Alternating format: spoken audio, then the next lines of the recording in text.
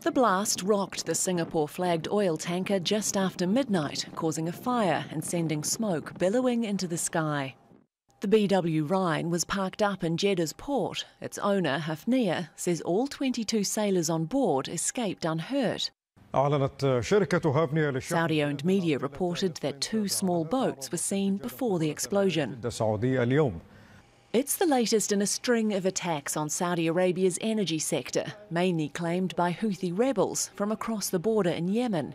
Just 3 weeks ago, the Houthis fired a missile which struck a petroleum plant in Jeddah, damaging a fuel storage tank.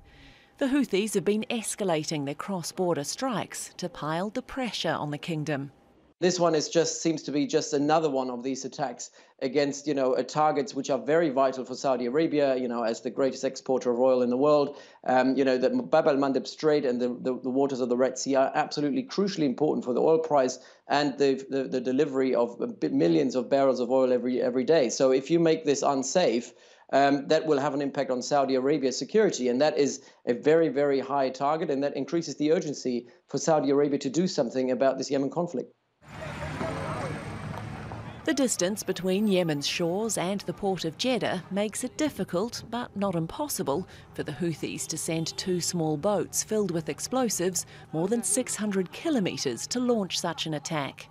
It could also have been carried out by domestic operators, who often don't claim responsibility for several days. So far, no group has said it was behind Monday's blast, which Saudi Arabia's described as a terrorist attack. There have been several violent incidents in the country this year. Last month in Jeddah, a bomb exploded at a non-Muslim cemetery, injuring several people. This is a very tricky actions done by groups or states or groups supported by states, and of course they don't claim.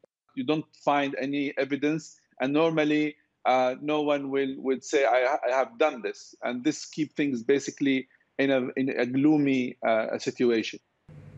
For now, maritime authorities are urging vessels in the area to exercise extreme caution. Alexi, Al Jazeera.